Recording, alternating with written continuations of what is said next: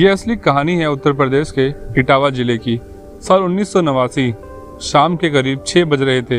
मैला कुर्ता, मिट्टी से सनी धोती और सिर पर गमछा डाले एक किसान परेशान होकर थाने पहुंचा। उस थाने का नाम था उर्स राहार। दुबला पतला खांटी गांव का एक बुजुर्ग, उम्र करीब 75 साल के आसपास, पैरों में चप्पल भी नहीं। थाने में घुसने से भी थोड़ा डर रहा था। वहां पुलिस वाले तैनात थे, लेकिन डर के मारे वो बेचारा बुजुर्ग किसान कुछ बोल भी नहीं पा रहा था। कहीं दरोगा जी उसकी बात का बुरा ना मान जाएं। फिर एक हेड कांस्टेबल खुद ही इस किसान के पास आता है। सवाल पूछता है कि क्या काम है। परेशान किसान कहता है कि अरे दरोगा जी, मेरी जेब किसी चोर उचक्के ने काट ली, उसकी फरियाद लेकर थाने आया हूँ, मेरी रपट लिख लीजिए। ये बात सुनकर थाने के बाहर ही टेबल कुर्सी लगाकर आराम कर रहे एक हेड कांस्टेबल की नजर उस किसान पर गई। अपनी कुर्सी पर ऊँघते हुए उस हेड कांस्टेबल ने सिर उठाया और किसान को देखा। फिर पूछा कि अरे पहले ये बताओ कि कहाँ तुम्हारी जेब कट गई और तुम कहाँ के रहने वाले हो। इस पर उस किसान ने जवाब दिया, मैं मेरठ का रहने वाला हूँ साहब, यहाँ इटावा में अपने एक रिश्तेदार के घर आया था। यहाँ से बैल खरीदने के लिए पैसे लेकर अपने गांव से आया था। रास्ते में पैसे लेकर जा रहा था, उसी समय किसी ने मेरी जेब काट ली। उसमें रखे कई 100 रुपए चोरी हो गए। अब वो पैसे नहीं मिले तो बहुत बड़ी मुसीबत हो जाएगी। बड़ी मुश्किल से खेती से हम पैसे जुटाकर यहाँ आए थे, इसलिए रपट लिखकर चोरों को पकड़ लीजिए ना साहब। अब रपट लिखकर चोरों को पकड़ने की बात सुनकर कुर्सी पर चौड़े होकर बैठे हेड कांस्टेबल ने फिर से सवाल दाग दिया, जैसे पुलिस वाले अक्सर और आज भी करते हैं। हेड कांस्टेबल ने कहा, अरे बाबा, पहले ये तो बताओ कि मेरठ से इतनी दूर क्यों बैल खरीदने आए थे। पहले तो यही बात समझ में नहीं आ रही है। दूसरी बात कि क्या सबूत है कि तुम्हारी जेब ही काटी गई। ये भी हो सकता है कि वो पैसे कहीं गिर गए हों या फिर कहीं पैसे उड़ा दिए हों शराब पीने या दूसरे मौज मस्ती करने के चक्कर में। तभी तो कोई इतनी दूर वहां से यहाँ आएगा, फिर घरवाली के डर से चोरी का नाटक रचा रहा हो।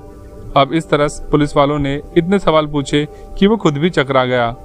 कुल मिलाकर पुलिस वालों ने कह दिया कि चाहे कुछ भी हो, तुम्हारी FIR तो नहीं लिखी जाएगी। अब नौबत ये आ गई कि वो बेचारा किसान क्या करता। बिना रिपोर्ट कराए जाए भी तो कैसे। परेशान होकर बिल्कुल मन रुआंसा हो गया। अब कुर्सी टेबल से थोड़ा दूर आकर सिर पकड़कर बैठने लगा। तभी एक सिपाही पास में पहुंचा, धीरे से कान के पास आकर बोला, बाबा, अगर कुछ खर्चा पानी हो जाए तो रपट लिख जाएगी। अब रपट लिख जाने की बात पर किसान तो खुश हो गया, लेकिन खर्चा पानी तो ज्यादा ही देना होगा, ये सोचकर उसके माथे पर फिर से शिकन आ गई। अब वो किसान बोलने लगा कि हम तो पहले से ही परेशान हैं, अब पैसे कैसे दे पाएंगे। मैं बहुत ही गरीब हूँ, कुछ जुगाड़ से करा देते तो बड़ी मेहरबानी होती। काफी बात के बाद भी वो सिपाही राजी नहीं हुआ, तो आखिरकार उस समय 35 रुपए पर बात तय हुई। अब उस गरीब किसान ने 35 रुपए चुपके से पकड़ाए तो कागज के टुकड़े पर मुंशी ने रपट लिखना शुरू किया। उनकी शिकायत पर तहरीर लिखी। फिर मुंशी ने कहा कि अरे बाबा, साइन करोगे या अंगूठा लगाओगे। फिर ये कहते हुए उस पुलिस वाले ने पेन और अंगूठा लगाने वाला स्याही का पैड भी आगे बढ़ा दिया। अब उस किसान ने पहले पेन उठाया और फिर स्याही वाला पैड भी।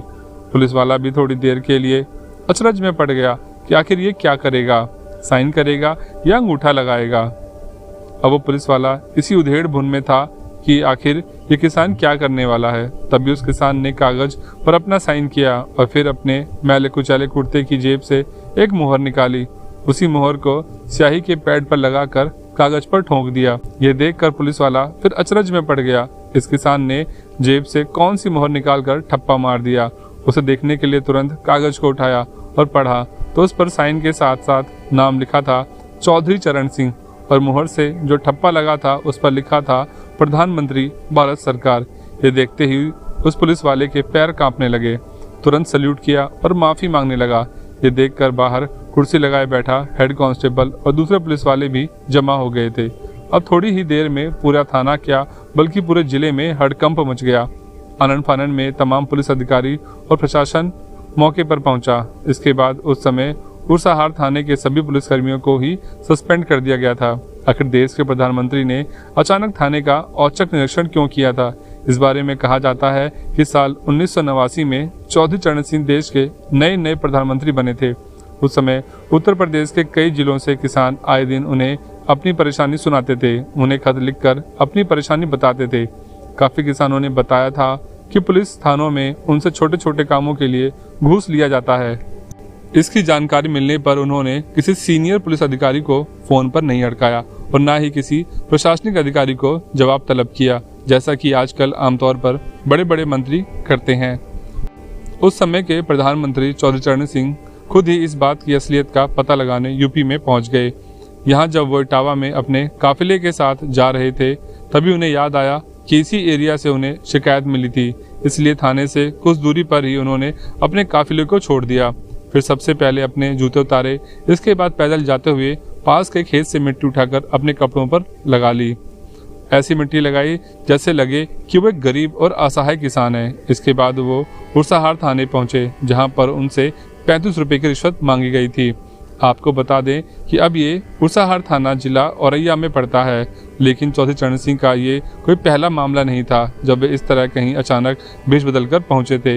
इससे पहले जब वे यूपी के सीएम थे, तब भी कई बार किसान और दूसरे भेष में थाना और सरकारी दफ्तरों का हालचाल लेने चले जाते थे। चौधरी चरण सिंह का जन्म 23 दिसंबर 1902 को उत्तर प्रदेश के मेरठ जिले के बाबूगढ़ छावनी के पास नूरपुर गांव में हुआ था। इनका परिवार काफी गरीब था। चौधरी चरण सिंह जी के पिता का नाम चौधरी मीर सिंह था। चौधरी चरण सिंह 27 साल की उम्र में 1929 में आज़ादी की लड़ाई में भी शामिल हुए थे। 1940 में सत्याग्रह आंदोलन के दौरान वो जेल भी गए थे। आज़ादी के बाद साल 1952 में पहली बार चौधरी चरण सिंह कांग्रेस सरकार में राजस्व मंत्री बने थे। साल 1967 में 3 अप्रैल को चौधरी चरण सिंह उत्तर प्रदेश के मुख्यमंत्री बने। हालांकि करीब एक साल बाद ही 17 अप्रैल 1968 को उन्होंने मुख्यमंत्री पद से इस्तीफा दे दिया था, लेकिन इसके बाद हुए चुनाव के बाद फिर से 17 फरवरी 1970 को वो सीएम बने थे। सीएम बनने के बाद वो केंद्र सरकार में गृह मंत्री भी रहे थे। 28 जुलाई 1989 को चौधरी चरण सिंह समाजवादी पार्टी और कांग्रेस के सहयोग से देश के प्रधानमंत्री बने थे। पीएम बनने के कुछ समय बाद ही उन्होंने यूपी का दौरा किया था, जहां ये वाकया हुआ था।